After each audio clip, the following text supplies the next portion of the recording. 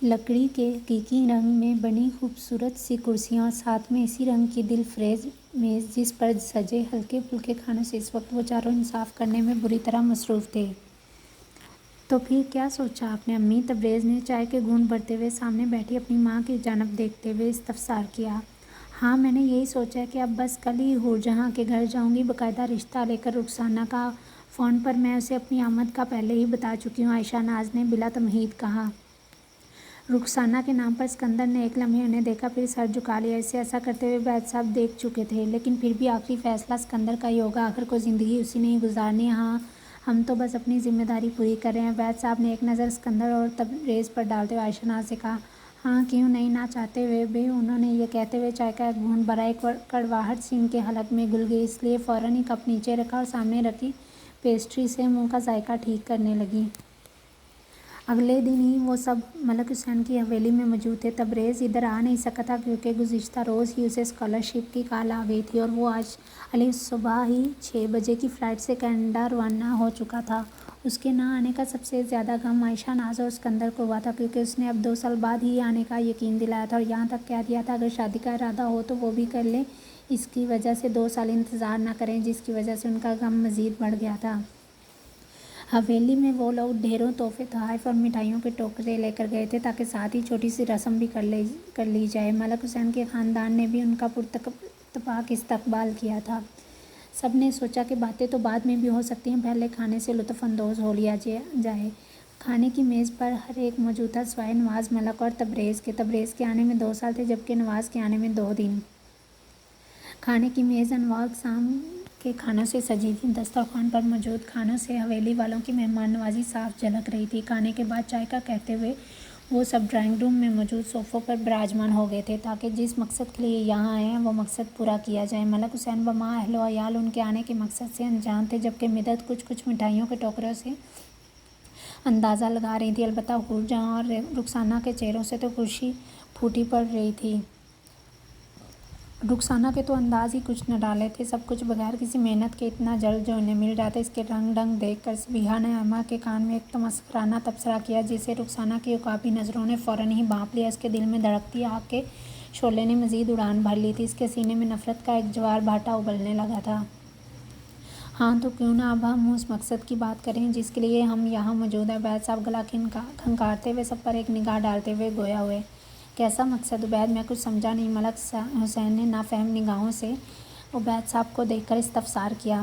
भाईजान, घबराने की कोई बात नहीं, बल्कि खुशी की बात। अरसा हुआ आपके और हमारे ख़ानदान में कोई बड़ी खुशी आए हुए जिसमें ख़ानदार भर को इकट्ठा किया जाए, खुशियाँ मनाई जाएँ। आयशा नाज ने मुसर्रत भरे लहजे में वैद साहब के बजाय खुद जवाब दिया। ये तो बिल्कुल ठीक कहा, हूरजहाँ ने मुस्कुरा कर जवाब दिया, जबकि मिदत ने भी तायद की। हाँ, तो बस बात यह है कि भाई हम आपसे आयमा का हाथ मांगने आए हैं और बड़ी उम्मीद लेकर आपके पास आए हैं कि आप हमें मना नहीं करेंगे और मेरे फर्जंद को अपनी फर्जंदगी में कबूल करेंगे। उबैद साहब ने उम्मीद भरी नज़रों से मलक हुसैन को देख कर कहा, जबकि आयमा का नाम लेने पर जहाँ मलक हुसैन और मिदत के दरमियान आंखों का तबादला हुआ, वहीं हूरजहाँ और रुखसाना की फैलती मुस्कुराहट फ़ौरन सिमटी। रुखसाना का चेहरा पल में सुर्ख हुआ। वो वहाँ से सीधी खड़ी और थकन का बहाना बनाकर अपने कमरे में चली गई, जबकि हूरजहाँ का ज़हन इस नाकाबिले कबूल शिकस्त को बर्दाश्त नहीं कर पा रहा था। इसका बस नहीं चल रहा था कि आयशा नाज से पूछे कि उसने उसके साथ कैसा मजाक किया। उसने एक शिकवा भरी निगाह आयशा नाज पर डाली, जबकि वो तो इससे नज़रें ही नहीं मिला पा रही थी। उन्होंने नाराज़ नज़रें उठाकर उबैद साहब को देखा, जिन्हें किसी बात पर फ़र्क ही नहीं पड़ रहा था। वो बिल्कुल मुतमिन अंदाज में सिकंदर को देखकर मुस्कुरा रहे थे। हूरजहाँ को अपनी नाकामी सख्त ताव दे रही थी, साथ में उसे रुखसाना की भीगी आंखें भी सता रही थीं। तो फिर भाई साहब क्या सोचा आपने? अगर आप इजाज़त दें तो हम अपनी बेटी को अंगूठी पहना दें। उबैद साहब ने मुल्तजी अंदाज में मलक हुसैन साहब से कहा। उन्होंने मिदत की तरफ सवालिया निगाहों से देखा। मिदत ने एक नज़र दूसरे सोफ़े पर बैठी आयमा और सबीहा को देखा। इशारे से आयमा से उसकी रजामंदी लेनी चाहिए। उसने एक नज़र इनको देखकर निगाहें झुका ली। इस पूरे मामले में सबीहा की मुस्कुराहट मज़ीद गहरी होती जा रही थी। मिदत ने इस बात में अपनी रजामंदी मलक हुसैन को सुना दी।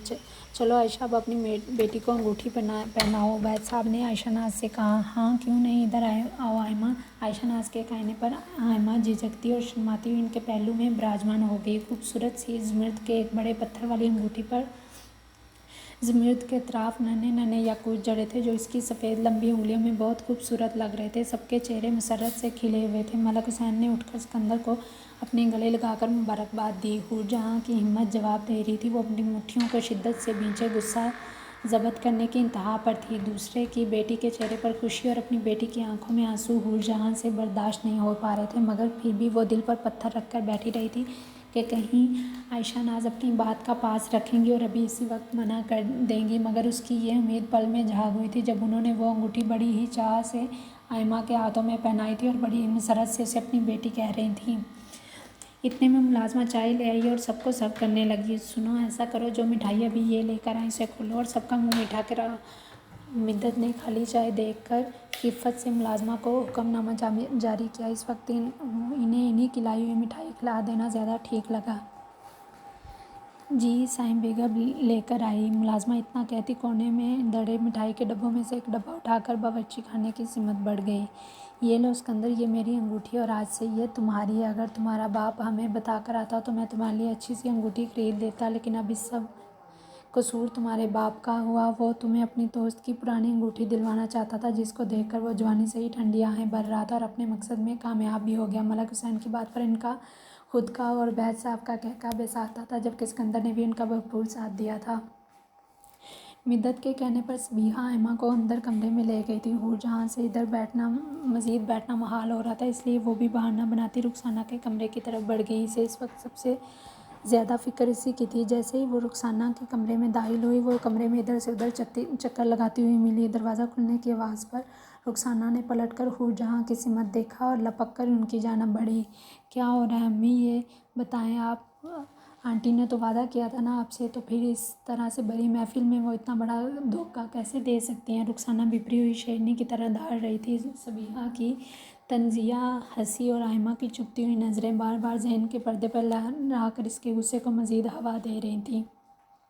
खामोश क्यों हैं आप, बताएं, मेरी ज़ात क्या इस कदर हकीर है कि वो इससे इतनी आसानी से खेल गई। रुखसाना मुकाबल की खामोशी पर उनके हाथों को थाम कर गोया हुई।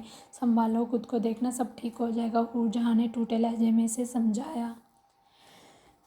भाई क्या हो रहा है, आप बस ये बताएं। चचा साई ने क्या जवाब दिया। रुखसाना ने इनकी बात को यकसर नज़रअंदाज करके अपना सवाल पूछा। मंगनी की रस्म हो गई है, हूरजहाँ इंतहाई धीमे लहजे में कहती हुई बेड पर बैठ गई। उसकी आवाज़ इस कदर शिकस्त खुर्दा और धीमी थी कि अगर रुखसाना करीब ना होती तो वह हरगिज़ ना सुन पाती। क्या मंगनी की रस्म होगी और आप तमाशा देखती रहीं, आपने कुछ नहीं किया इतने सालों तक जो आप इन्हें बताती रहीं, वो सब क्या था। उन्होंने फिर भी ऐसी लड़की से शादी कर ली। हैरत है, या तो आप इन्हें कुछ बताती नहीं रही या फिर आपने जिस तरह से बताया वो इन्हें झूठ लगा है। वो इसे वैसा ही समझती रही हैं जैसे मैंने उसे बताया था। हो सकता है कि इससे मिलने के बाद उसका तासुर बदल गया होगा। ठीक है, आप अब आपने जो करना था कर लिया, अब जो भी करना होगा मैं करूँगी और आपको मेरा साथ देना है। मुझसे इनकी खुशी हरगिज़ बर्दाश्त नहीं हो रही। वो मेरा हक इतनी आसानी से नहीं ले सकती। इतनी आसानी तो मैं अभी उसे ये सब नहीं लेने दूँगी। मैं तुम्हारे साथ हूँ अपनी ज़िंदगी की आखिरी सांसों तक। मेरे लिए इतना ही काफ़ी है। इतना कहकर वो भी हूरजहाँ के पहलू में ही जा बैठी। दोनों की आंखें रोने के बायस सुर्ख मुतवर्रम हो रही थीं। एक तरफ तो हवेली में मुंह मीठा किया जा रहा था, तमाम तर मुलाजमीन तक खुशी में शरीक हो रहे थे, और दूसरी तरफ बंद कमरे में सोग बरपा था। इधर खुशियाँ मनाई जा रही थी, इधर मातम किया जा रहा था। वहाँ नई ज़िंदगी के ख्वाब सजाए जा रहे थे और यहाँ आने वाले वक्तों में भूचाल लाने की मदम सरगोशियाँ। मुकम्मल सन्नाटा, मौत का समा। वैसे अभी मुझे तो सख्त हैरानी हो रही। मुझे बिल्कुल भी अंदाज़ा नहीं था कि आयशा पुप्पो आपका रिश्ता मांग लेंगी। मुझे तो लग रहा था कि वो रुखसाना की बात करने आई हैं। सबीहा ने आयमा के साथ बैठते हुए अपनी हैरानी जाहिर की। बिल्कुल ठीक कह रही हो, एक लम्हे को तो मैं भी हैरान रह गई थी। आयमा ने उसकी बात की तायद की। हैरान हो तो होना ही था, सब कुछ हुआ भी था तो कितना अचानक। हाँ ठीक कहा, रुखसाना ताईजान दोनों ही वहाँ से उठकर चलेंगे। बर्दाश्त नहीं हो रहा उनसे, सबीहा ने चिढ़ते हुए कहा। सबीहा किसी के खिलाफ इतना मनफी नहीं सोचते। बुरी बात, आयमा ने उसे डांटा। अच्छा, सबीहा ने मुंह फुलाया। वैसे आपकी रिंग बहुत प्यारी है। इसने आयमा का हाथ पकड़ते हुए दाद देने वाली निगाहों से देखते तारीफ़ की। इतना कहती वो नज़रें नीचे झुका गई। इस वक्त इसके चेहरे पर एक अलग ही चमक आई हुई थी। चलें आप, अब हमें रुखसत दें। आयशा नाज ने बाकी सबको देखते हुए इजाज़त मांगी। हाँ भाई साहब, आप हमें इजाज़त दें और अब की बार हम जब आएंगे तो बस फिर कोई मुनासिब दिन देखकर ان کے نکاح کی دن تاریخ طے کر لیں گے۔ عبید صاحب نے اگلا لائحہ عمل بھی ساتھ ہی بتایا۔ ہاں ہاں کیوں نہیں، ملک صاحب نے اپنی رضامندی دی۔ آ جائیں آپ پھر ایک بار اپنی ہونے والی بہو سے بھی مل لیں۔ بھابی جی، بہو نہیں بیٹی کہیے۔ عبید صاحب کی بات پر ایک بار پھر سے تینوں مردوں نے قہقہ لگایا۔ عائشہ ناز آئمہ سے ملنا چاہتی تو نہیں تھی، مگر مدت کے اس طرح سب کے سامنے کہنے پر اس کے ساتھ خاموشی سے چل دی۔ اوپر کمرے میں پہنچ کر مدت نے کمرے کا دروازہ بجایا، جسے فوراً ہی کھول دیا گیا۔ صبیحہ نے ایک ہلکی مسکراہٹ لیے انہیں اندر آنے کا راستہ دیا۔ آئمہ کی نگاہیں دروازے پر آنے والے کی ہی منتظر تھیں۔ اپنی ماں کے ساتھ عائشہ ناز کو دیکھتے ہی وہ فوراً احتراماً کھڑی ہو گئی۔ آئیں آپ ادھر بیٹھ جائیں۔ صبیحہ نے انہیں صوفے کی طرف اشارہ کرتے ہوئے کہا۔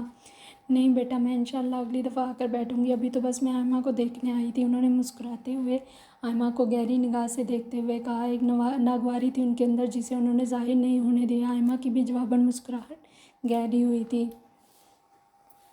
چلو ٹھیک ہے صبیحہ، پھر میں چلتی ہوں۔ تبریز کی کال آ گئی تھی، اسکالرشپ کی، بس جس کی وجہ سے ہم صبح سے جاگ رہے ہیں اور پھر ادھر آنے کی تیاری الگ تھکن حد سے زیادہ ہو گئی۔ انہوں نے وہاں سے جلد جانے کا بہانہ بنایا۔ اس کی بات پر مدت نے اس بات میں سر ہلایا اور وہ دونوں واپس زینے اترتی نظروں سے اوجھل ہو گئیں۔ یہ کیا کرنے آئی تھی ادھر؟ مجھے تو لگتا ہے یہ اس رشتے سے خوش نہیں ہے۔ ان کے جانے کے بعد صبیحہ نے اپنا تبصرہ کیا۔